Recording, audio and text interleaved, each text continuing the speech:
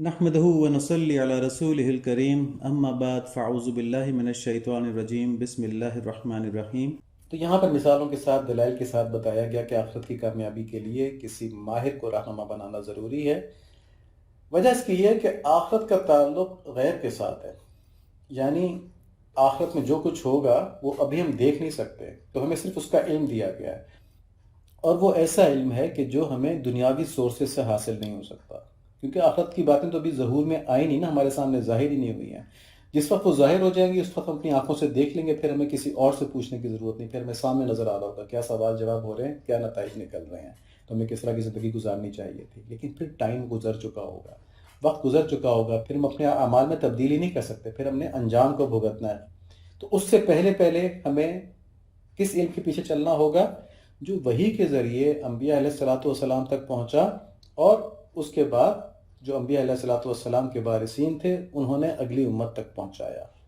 ٹھیک ہے، تو ہمیں اس کے پیچھے چلنا ہوگا۔ اور اس علم کو کہ ہم ماں کے پیٹ سے لے کے پیدا ہوتے ہیں؟ نہیں، ہم دنیا کے سارے علوم بھی اپنے استاد سے سیکھتے ہیں۔ اس کے لیے ہم کئی سال کی اسٹڈیز کرتے ہیں، کالجز میں جاتے ہیں، سکولز میں جاتے ہیں، سیکھتے ہیں۔ تو اسی طرح یہ وحی کے علوم بھی سیکھنے کے لیے استاد اور رہنما چاہیے ہوتا ہے۔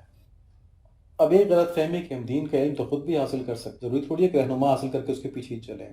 تو بات یہ ہے کہ دیکھیں، انٹر ڈیپینڈنس ہوتی ہے انسان میں۔ ہر انسان ہر علم کے شعبے کا ماہر نہیں ہوتا، کیونکہ ہر شعبے کی مہارت ایک عمر مانگتی ہے، مہارت پیدا کرنا آسان نہیں ہے۔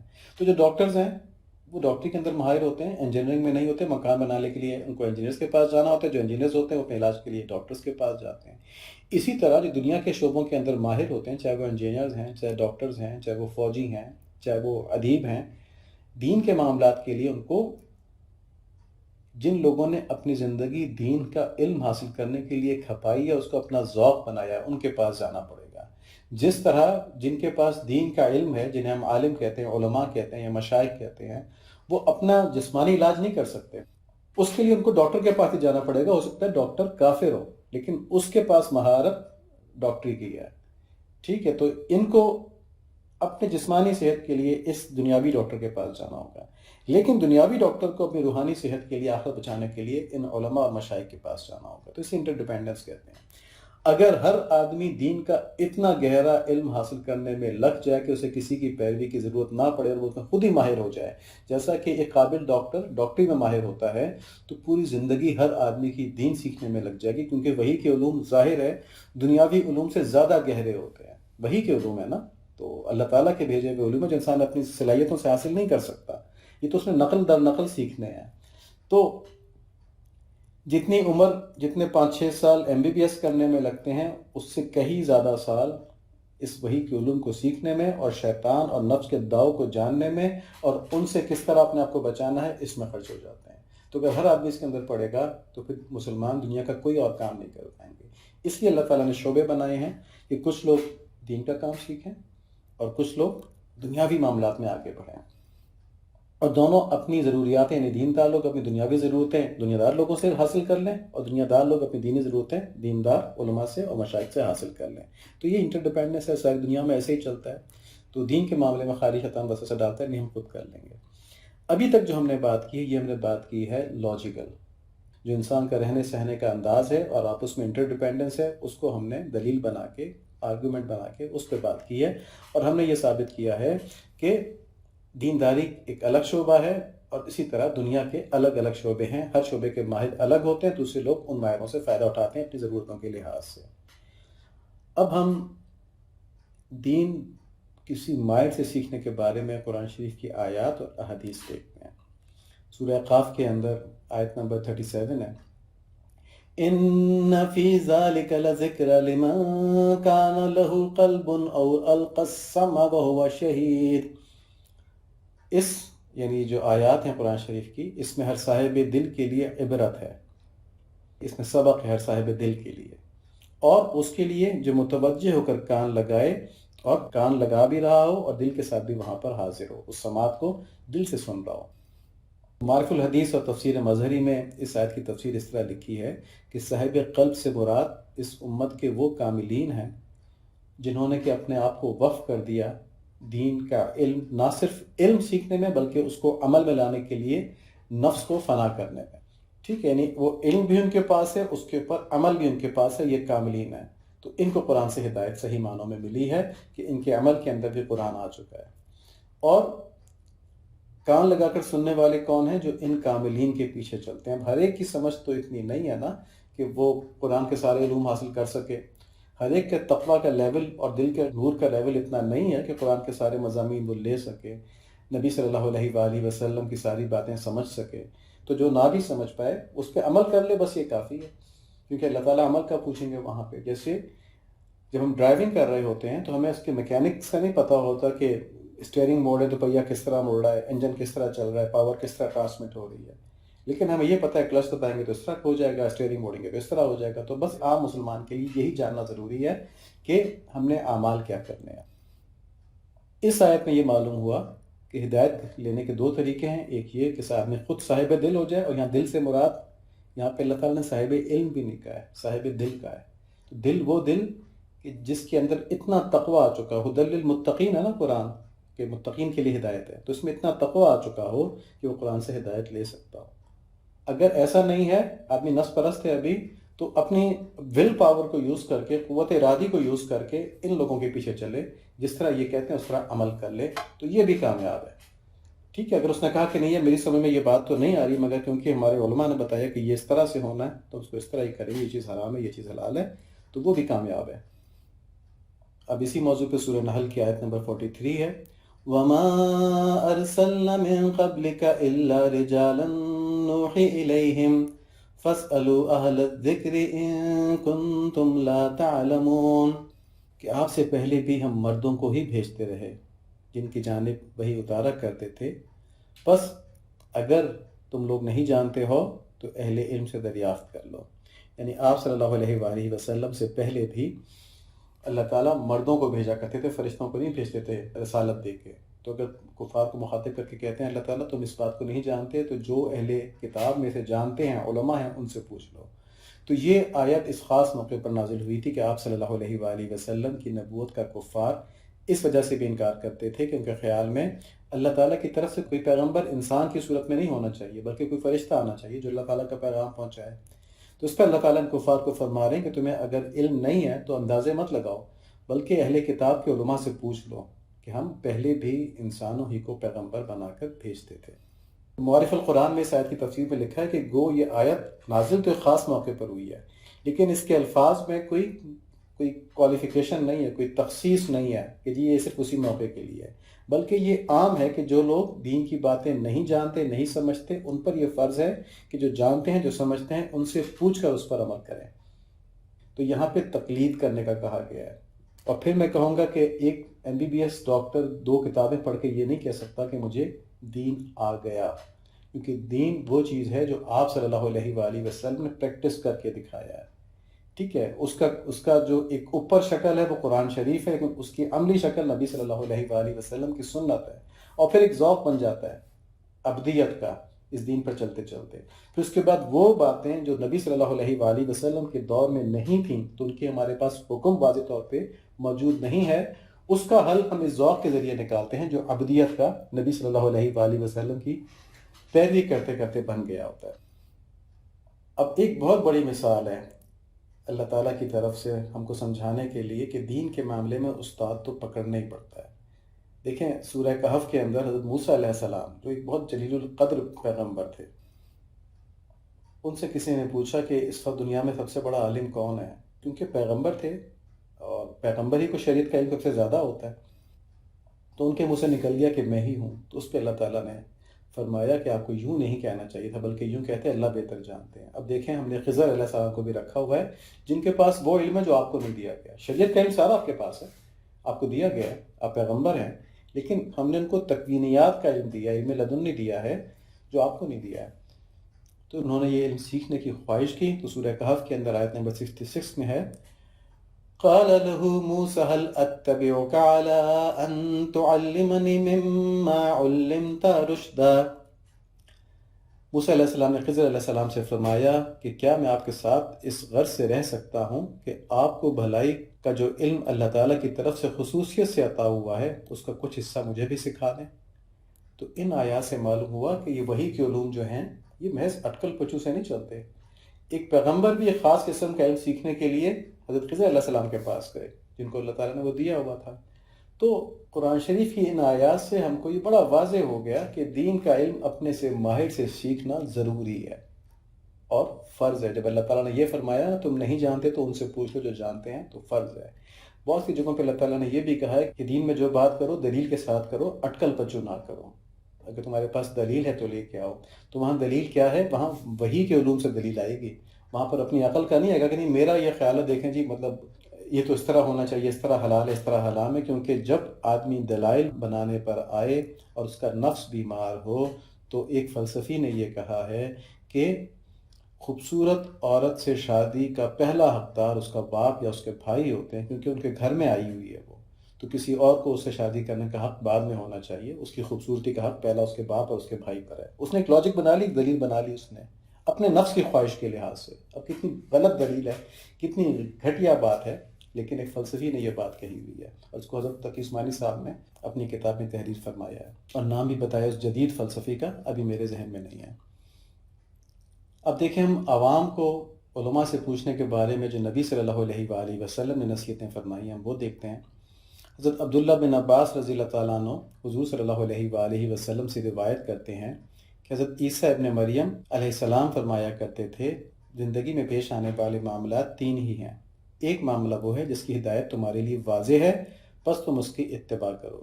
دوسرا معاملہ وہ ہے جس کی گمراہی تمہارے لیے واضح ہے پس تم اس سے بچو. تیسرا معاملہ وہ ہے جس میں اختلاف ہے یعنی جو متشابہ ہے، بس تم اس معاملے کو راسخ علم والے کے پاس لے جاؤ. یہ طبرانی شریف کی روایت ہے. تو ایک وہ ہے جس میں حلال واضح ہے تو اس میں حلال کو اختیار کرو. ایک وہ ہے جس میں حرام واضح ہے اس میں حرام کو اختیار کرو. نبی صلی اللہ علیہ وآلہ وسلم کی ایک اور حدیث شریف بھی ہے نا کہ حلال بھی واضح کر دیا گیا ہے، حرام بھی واضح کر دیا گیا ہے. اس کے بیچ میں کچھ چیزیں ایسی ہیں جو مشتبہ ہیں، اور جس نے اپنے آپ کو ان مشتبہ چیزوں سے بچا لیا اس نے اپنا دین کامل کر لیا. تو اس حدیث میں ان متشابہ چیزوں سے بچا لیا. بچنے کا کیا طریقہ بتایا ہے کہ اس معاملے میں راسخ علماء کرام سے پوچھو. ٹھیک ہے، راسخ علماء کرام جو نبی صلی اللہ علیہ وآلہ وسلم کی نبوت کا ذوق پا چکے ہیں، جو عبدیت کا ذوق پا چکے ہیں، وہ اپنے نفس کی وجہ سے جواب نہیں دیں گے بلکہ وہی کے علوم کے ذوق کی وجہ سے جواب دیں گے ان مشتبہ چیزوں کے اندر.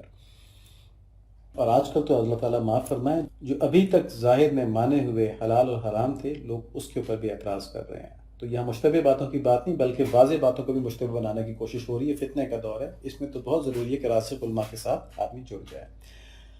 حضرت ابو امامہ رضی اللہ تعالیٰ عنہ فرماتے ہیں کہ رسول اللہ صلی اللہ علیہ وآلہ وسلم نے فرمایا، حضرت لقمان علیہ السلام نے اپنے بیٹے کو نصیحت کرتے ہوئے کہا، میرے بیٹے علماء کے پاس لازمی بیٹھنا اور حکماء کی گفتگو غور سے سننا، کیونکہ اللہ تعالیٰ مردہ دل کو نور حکمت سے زندہ فرما دیتے ہیں جس طرح کہ وہ مردہ زمین کو موسلادھار بارش سے زندہ کر دیتے ہیں. یہ موطا امام مالک و طبرانی شریف کی روایت ہے. اس میں بھی دیکھیں حضرت لقمان علیہ السلام اپنے بیٹے کو نصیحت کر رہے ہیں کہ علماء کے پاس لازمی بیٹھنا اور حکماء کی گفتگو غور سے سننا، اس سے دل زندہ ہوتے ہیں. اسی طرح جامعہ صغیر میں ایک روایت نبی صلی اللہ علیہ وآلہ وسلم کی طرف سے ہے کہ بڑوں کے پاس بیٹھا کرو، علماء سے باتیں پوچھا کرو، حکماء سے میل جول رکھو. ایک اور حدیث ہے بہیقی کی، آپ صلی اللہ علیہ وآلہ وسلم نے فرمایا، عالم بنو یا طالب علم بنو یا ان سے محبت کرنے والے بنو یا ان کی اتباع کرنے والے بنو، اور پانچویں نہ بننا ورنہ ہلاک ہو جاؤ گے. تو اس میں دیکھیں نبی صلی اللہ علیہ وآلہ وسلم نے کتنے خوبصورت الفاظ استعمال کیے اور کیا ترتیب رکھی ہے کہ پہلی پرائرٹی تو یہ کہ عالم بن جاؤ، دین کے علوم پوری محنت اور شدت کے ساتھ سیکھو. تو علماء کا درجہ عوام سے اوپر ہو گیا. اب یہ نہیں کہ ساری زندگی تو ہم نے دنیاوی علوم حاصل کیے، پھر ہم نے سرسری طور پہ 4-5 حدیثی کتابیں پڑھ لیں، 1-2 ہم نے قرآن شریف کی تفسیریں پڑھ لی، ہم نے کہا جی ہم خود بھی عالم ہو گئے. یہاں وہ بات نہیں ہے. یہ عالم اس طرح کا عالم ہے جیسے حضرت ابوبکر صدیق رضی اللہ تعالیٰ عنہ باقی صحابہ کے مقابلے میں تھے، جیسے حضرت عبداللہ بن عباس رضی اللہ تعالیٰ عنہ، حضرت علی رضی اللہ تعالیٰ عنہ باقی صحابہ کے مقابلے میں تھے. یعنی وہاں پر بھی عوام ہوتے تھے اور خاص صحابی ہوتے تھے جن کے پاس زیادہ علم ہوتا تھا. تو اس طرح کے عالم بنو یا طالب علم بنو کہ اگر تم اس لیول کے عالم نہیں بن پا رہے تو پھر جو علماء کی کتابیں پڑھو، ان سے علم طلب کرنے کی جستجو کرو. اور اگر تم طالب علم بننے کی صلاحیت یا وقت نہیں رکھتے، تم نے دنیا کے اندر زیادہ کام کرنے ہیں، تو ان سے محبت کرنے والے بنو. یعنی علماء سے اور طالب علموں سے محبت کرنے والے بنو. تو اس میں کیا ہوگا، جس کی محبت کی جاتی ہے اس کی اتباع تو کی جاتی ہے نا۔ اور آخر میں فرمایا کہ اگر تم محبت بھی نہیں کر سکتے تو ان کی کم سے کم اتباع کرنے والے بن جاؤ، یعنی اگر تمہیں ان سے طبعی محبت نہیں ہے تو عقلی محبت تو اتنی ہو کہ تم ان کی اتباع کرنے والے بن جاؤ، کیونکہ وہ تم کو اپنے پیچھے نہیں چلا رہے، وہ تم کو اللہ اور اس کے رسول صلی اللہ علیہ وآلہ وسلم کے پیچھے چلا رہے ہیں۔ اور اگر یہ 4 کاموں میں تم نہیں آ سکے تو 5ویں میں مت جانا، یعنی کہ تم ان کی اتباع بھی چھوڑ دو، ایسا مت کرنا ورنہ ہلاک ہو جاؤ گے۔ دیکھیں صحابہ کرام رضوان اللہ علیہم کے رویے کے بارے میں ہمیں حضرت علی کرم اللہ وجہہ کے ایک فرمان سے معلوم ہوتا ہے۔ خطیب بغدادی میں لکھا ہے کہ بے شک عالم ایک کھجور کے پودے کی طرح ہے جس کا تم انتظار کرتے ہو کہ اس میں سے تمہارے اوپر کوئی چیز گرے، یعنی تم علماء کے پاس بیٹھ جاؤ، وہاں سے تمہیں علم کھجور کی طرح ملنا شروع ہو جائے گا۔ جیسے مثال دی گئی ہے کہ تم پودے کے نیچے بیٹھتے ہو کھجور کے انتظار میں کہ تمہارے اوپر کوئی پھل گرے۔ تو حضرت علی کرم اللہ وجہہ کے اس فرمان سے معلوم ہوتا ہے کہ ان کے مخاطب یا تو صحابہ کرام تھے یا تابعین تھے۔ تو یہاں پر بھی یہ معلوم ہوا کہ ان کو نصیحت کی ہے حضرت علی رضی اللہ تعالیٰ عنہ نے کہ جو عالم صحابہ کرام ہیں ان کے پاس جا کے اہتمام کے ساتھ، انتظار کے ساتھ ان سے دین سیکھو۔ تو ہمیں معلوم ہوا کہ عام صحابہ کرام بھی رضوان اللہ علیہم اور تابعین بھی دین کا علم حاصل کرنے کے لیے اپنے سے زیادہ جاننے والے صحابہ رضوان اللہ علیہم کی طرف رجوع کرتے تھے، اپنی مرضی سے فیصلے نہیں کرتے تھے۔ دیکھیں بخاری شریف کی ایک روایت ہے کہ مدینہ منورہ کے رہنے والوں نے حضرت عبداللہ بن عباس رضی اللہ تعالیٰ عنہ سے ایسی عورت کے بارے میں سوال کیا جسے طواف وداع کرتے ہوئے حیض آ جائے۔ انہوں نے فرمایا کہ بس وہ چلی جائے۔ اہل مدینہ کہنے لگے ہم آپ کے اس فرمان کی وجہ سے حضرت زید بن ثابت رضی اللہ تعالیٰ عنہ کی بات کو نہیں چھوڑ سکتے۔ یہ بخاری شریف کی روایت ہے۔ اس میں ایک فقہ کا مسئلہ دریافت کیا گیا کہ ایک عورت جو ہے طواف وداع کر رہی ہے، طواف وداع جو ہے وہ لازمی ہے، تو اب اس کو حیض آ گیا، طواف سے کمپلیٹ نہیں ہوا، تو اب وہ کیا کرے؟ اب وہ حیض کا ختم ہونے کا انتظار کرے پھر طواف وداع کرے۔ تو انہوں نے ایک اپنی رائے دی کہ وہ چلی جائے بس نا۔ لیکن اس روایت سے معلوم ہوتا ہے کہ زید بن ثابت رضی اللہ تعالیٰ عنہ نے اس سے مختلف بات کی تھی۔ تو جو مدینہ منورہ کے رہنے والے لوگ تھے وہ حضرت زید بن ثابت رضی اللہ تعالیٰ عنہ کے فتوے کے پیچھے چلتے تھے، تو انہوں نے حضرت عبداللہ بن عباس رضی اللہ تعالیٰ عنہ جو خود بہت بڑے فقیہ صحابی تھے ان کی بات نہیں مانی اور کہا ہم زید بن ثابت رضی اللہ تعالیٰ عنہ کی بات مانیں گے۔ اب دونوں کے اجتہاد کی وجہ سے ان کے فیصلوں میں فرق ہے، تو کس کا اجتہاد صحیح ہے کس کا اجتہاد صحیح نہیں، یہاں پہ یہ بات نہیں ہو رہی۔ یہاں پہ بات یہ ہو رہی کہ صحابہ کرام اپنے سے زیادہ عالم صحابہ کرام سے پوچھ کے چلتے تھے۔ حضرت شاہ ولی اللہ رحمۃ اللہ علیہ فرماتے ہیں کہ صحابہ رضوان اللہ علیہم اور تابعین سارے ایک درجے کے نہ تھے، ان میں سے بعض مجتہد تھے اور بعض ان کے پیچھے پوچھ پوچھ کر چلنے والے تھے۔ اور یہ بات عقل کے مطابق بھی ہے، کیونکہ کچھ صحابہ رضوان اللہ علیہم وہ تھے جنہیں اللہ تعالیٰ نے بہت ذہین اور معاملہ فہم بنایا تھا، اور اس کے ساتھ ساتھ ان کو آپ صلی اللہ علیہ وآلہ وسلم کی بہت قربت والی اور طویل صحبت عطا فرمائی تھی۔ ایسے خلفائے راشدین ہو گئے اور دیگر اکابر صحابہ کرام جیسے حضرت عبداللہ بن مسعود رضی اللہ تعالیٰ عنہ، حضرت عبداللہ بن عباس رضی اللہ تعالیٰ عنہ، جن کو کہ اللہ تعالیٰ نے علم بہت زیادہ دیا تھا اور آپ صلی اللہ علیہ وآلہ وسلم نے ان کے لیے دعا بھی فرمائی تھی۔ اور کچھ ایسے بھی تھے جن کے قلب ایمان اور محبت سے تو بھرپور تھے، لیکن دنیاوی ضروریات کی وجہ سے یا اپنی ذہنی صلاحیت اتنی نہ ہونے کی وجہ سے وہ علم کے اس درجے تک نہیں پہنچ پائے تھے، یا نبی صلی اللہ علیہ وآلہ وسلم کی صحبت میں زیادہ نہیں رہ پائے تھے، تو کچھ موٹی موٹی باتیں ایمان اور عقائد کے بارے میں معلوم ہوگی، پھر چلے گئے۔ تو بعد میں جو تفصیلی باتیں تھیں جو نبی صلی اللہ علیہ وآلہ وسلم نے وقتاً فوقتاً بیان فرمائیں، وہ ان صحابہ سے پوچھا کرتے تھے۔ تو صحابہ کا بھی یہ عمل قرآن شریف کے عین مطابق ہے کہ تمہیں اگر نہیں معلوم تو جو علم رکھتے ہیں ان سے پوچھ لو۔ اب دیکھیں ان آیات اور حدیث سے ہمیں آخرت کی، ہم بات تو کر رہے تھے نا آخرت کی بھلائی معلوم کرنے کا طریقہ، آخرت بینی کا طریقہ، تو اس میں مولانا روم رحمۃ اللہ علیہ نے جو وزیر کا واقعہ بیان کیا، اس میں وزیر کہتا ہے کہ اپنے لیے استاد کو چن لو۔ تو ان حدیث سے ہمیں معلوم ہوتا ہے، ان آیات سے ہمیں معلوم ہوتا ہے کہ آخرت کی بھلائی حاصل کرنے کے 2 طریقے ہیں۔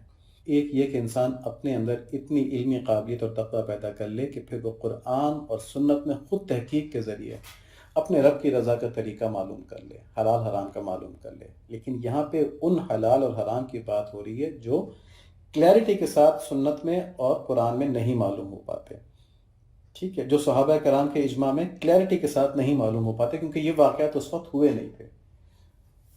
جیسے آج کے دور میں جہاز کے اندر نماز پڑھنا کہ جب آپ سجدہ کرتے ہیں تو پیشانی زمین پہ تو نہیں لگتی ہے، پیشانی جہاز کے فرش پہ لگتی ہے، تو اس میں اجتہاد کرنا تھا، ہاں بھی جہاز کا فرش اس وقت زمین کی مانند ہو جائے گا، تو یہ اجتہاد کیا گیا اور کہا ٹھیک ہے جہاز میں نماز ہو سکتی ہے۔ تو اس طرح کی باتوں میں آدمی اتنا اپنے اندر دینی ذوق پیدا کر لے کہ اس طرح کی باتوں میں فیصلے کر سکتا ہو، یہ نہیں کہ اپنے دینی ذوق کو کہے کہ جی میں اب قرآن اور حدیث کی بھی نئی تشریح خود کرنا شروع کر دوں گا، ایسی بات نہیں ہو رہی۔